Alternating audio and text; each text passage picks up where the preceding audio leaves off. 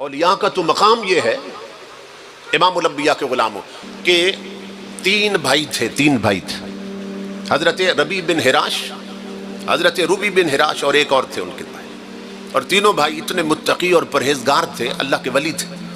تینوں نے قسم کھا رکھی تھی کہ جب تک ہمیں یہ یقین نہ ہو کہ ہم جنتی ہیں تو ہم پہ ہنسنا حرام۔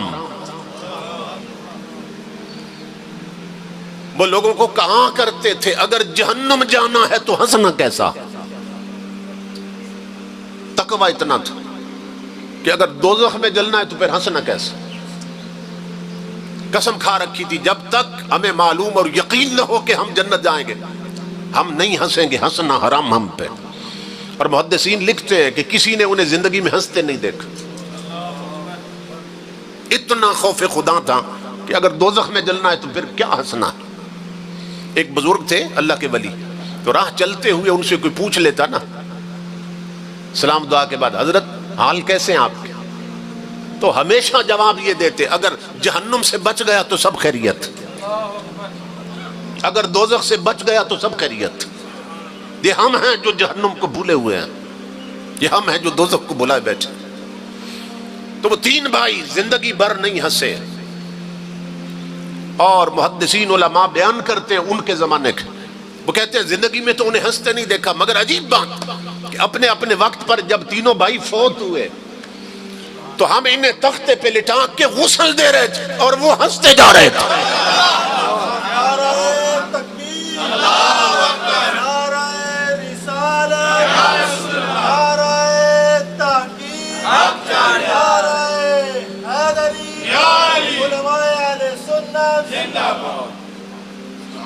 اپنے اپنے وقت میں کیسے بھائی تھے وہ، کس عظیم ماں کے بیٹے تھے، تینوں کامل ولی، اور مر چکے اور تختے پہ غسل دیا جا رہا ہے اور تینوں ہنس رہے تھے۔ تو لوگوں کو یقین ہو گیا کہ زندگی میں نہیں ہنسے، پھٹے پہ ہنس رہے ہیں، اس کا مطلب یہ ہے انہوں نے اپنا ٹھکانہ جنت دیکھ لیا ہے۔ تو موت صرف دنیا بدلواتی ہے، اسی طرح اور یہ صرف کتابوں کی بات نہیں ہے، وہ اسی دور میں اللہ نے وہ عشق رسول ہمیں دکھا دیا۔ بڑے بڑے چودھری، ملک مار اور راجے مر جاتے ہیں، بڑے بڑے وڈیرے اور جاگیردار مر جاتے ہیں، مگر آپ دیکھتے ہیں کہ ناک سے خون بہنا شروع ہو جاتا ہے، منہ ٹیڑھا ہو جاتا ہے، پھر یہاں کپڑا باندھ دیا جاتا ہے سر سے گزار کے، منہ سے رطوبت بہتی ہے، جاگ نکلتی ہے، رال ٹپکنے لگ جاتی، چہرے بگڑ جاتے ہیں، مگر امام الانبیاء کے غلاموں وہ عاشق رسول جو ویل چیئر پر بیٹھا رہا، خود تو نہیں چلا مگر لاکھوں کو چلنا سکھا گیا۔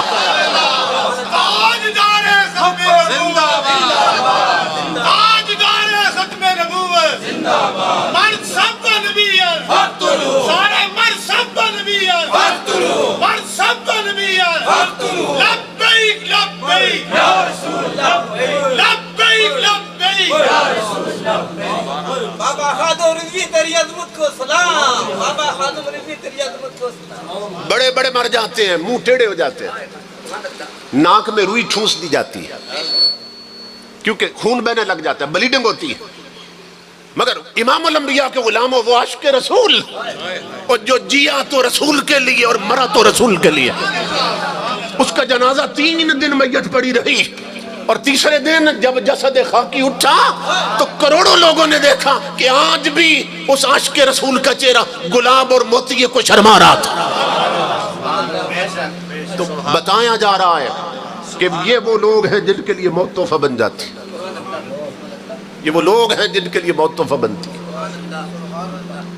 اسی طرح امام الانبیاء کے غلاموں حضرت امام محمد رحمت اللہ تعالیٰ، یہ امام اعظم کے شاگرد ہیں، احناف حنفیوں کے امام،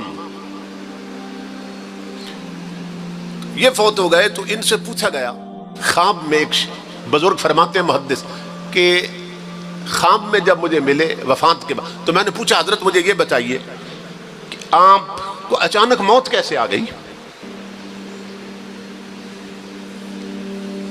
موت کی کیفیت کیسی تھی آپ کے لیے؟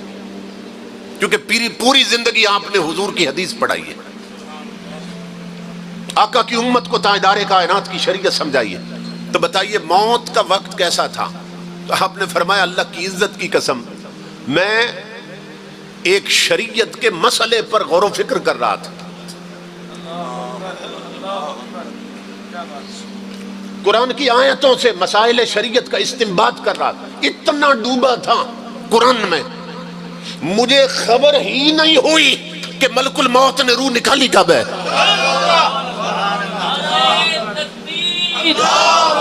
نعرہ رسالت، نعرہ حیدری.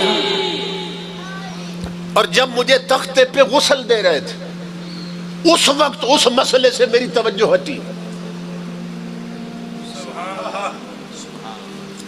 اس مسئلے سے، اس آیت سے جس سے استنباط کر رہا تھا مسائل، اس وقت توجہ ہٹی جب تختے پہ غسل دے رہے تھے.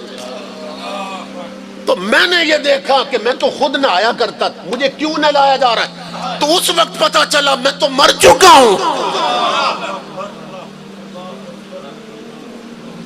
اسی لیے علامہ اقبال کہتا ہے فنا کیسی، اللہ کے یاروں کے لیے، رب کے پیاروں کے لیے فنا کیسی، بقا کیسی جب اس کے آشنا ٹھہرے. کبھی اس گھر میں آ نکلے، کبھی اس گھر میں جا ٹھہرے.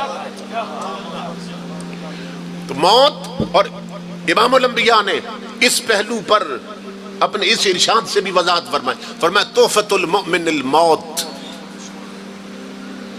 امام الانبیاء نے فرمایا دنیا میں یار یاروں کو تحفے دیتے ہیں، اللہ رب العزت موت بھی اپنے ولیوں کو تحفہ دیتا ہے. موت کا تحفہ دیتا اللہ اپنے ولیوں کو. تحفۃ المؤمن الموت، مومن کے لیے موت اللہ کی طرف سے تحفہ ہوتی ہے. قبر تک پہنچنے تک نا، حدیث پاک کے مطابق جو حضور کا سچا غلام ہے اس کو 2 تحفے دیے جاتے ہیں اللہ کی طرف سے. 2 تحفے جب اس دنیا کو چھوڑتا ہے اور قبر تک پہنچتا ہے نا، تو حدیث رسول میں اسے 2 تحفے دیے جاتے ہیں. نمبر 1 تحفہ موت کی شکل میں اسے دیا جاتا ہے، موت کی شکل میں. اور امام سیوطی نے لکھا ہے کہ حضور کے کچھ غلام ایسے اور اللہ کے عاشق ایسے ہیں کہ اللہ رب العزت جب ملک الموت کو بھیجتا ہے نا ان کی طرف، تو اسے ایک پھول دیتا ہے اللہ رب العزت. اور اللہ رب العزت فرماتا ہے کہ میری طرف سے اسے پہلے سلام کہنا جس کی روح نکالنے جا رہے ہیں، اور پھر میری طرف سے یہ اسے پھول کا تحفہ دینا کہ میں جس کا قاصد بن کے آیا ہوں اس یار نے نہ تمہیں تحفہ بھیجا ہے. امام الانبیاء کے غلاموں، وہ جب تحفہ لیتا ہے، رب کا عاشق ہے کہ میرے محبوب نے مجھے تحفہ بھیجا اور پھول کا تحفہ بھیجا ہے، تو ملک الموت اسے دکھاتے ہیں پھول کا تحفہ، یہ تیرے محبوب نے تیرے لیے تحفہ بھیجا ہے. امام سیوطی فرماتے ہیں اس کا حال یہ ہوتا ہے کہ وہ وجد میں آ جاتا ہے، یار کا تحفہ دیکھ کر وجد میں آتا ہے، اور ابھی ملک الموت اس کے جسم کو ہاتھ نہیں ڈالتا کہ روح نکالے، اس کی روح اچھل کر جسم سے خود رب کے تحفے میں آ جاتی ہے. اس وجد میں اس کی روح جسم کو چھوڑ دیتی ہے اور خود اس پھول میں آ جاتی ہے. ملک الموت کو بھی روح نکالنے کی ضرورت نہیں پڑتی. تو بعض کے ساتھ تو یہ ہوتا ہے، اسی لیے حضور نے مثال دی کہ بعض حضور کے عاشق ہے مومن، اللہ رب العزت ان صاحبزادگان کا سایہ اہل سنت کے سروں پہ دراز فرمائے. تو یہ ہوتا ہے. اور کچھ ایسے ہیں کہ 6 مہینے ایڑیاں رگڑتے ہیں مگر روح نہیں نکلتی.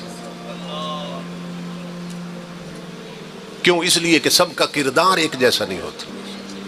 تو جب سیرت اور کردار ایک جیسا نہیں ہے تو پھر موت بھی ایک جیسی نہیں ہوتی.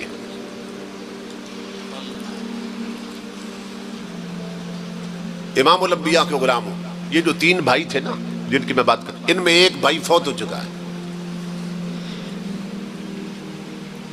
اور اس وقت حضرت عائشہ صدیقہ زندہ تھی، ام المومنین رضی اللہ تعالیٰ.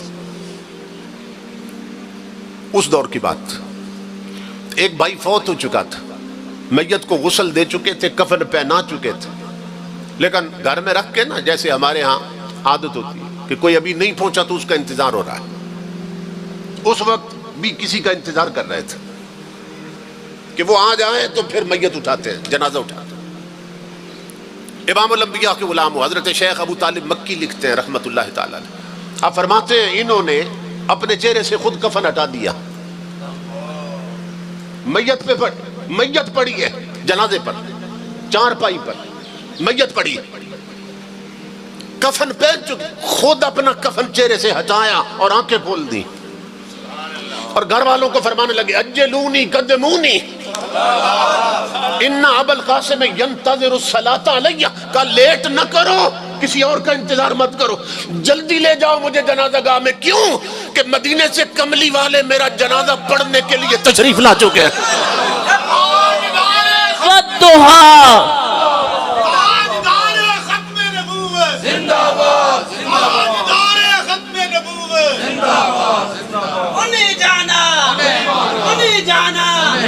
انہیں جانا جب تک سورج چاند رہے گا دلی تیرا نام رہے گا، جب تک سورج چاند رہے گا۔ کہا تم کسی اور کا انتظار مت کرو، جنازہ گاہ میں محمد عربی صلی اللہ علیہ وسلم میرا جنازہ پڑھنے کے لیے تشریف لا چکے ہیں۔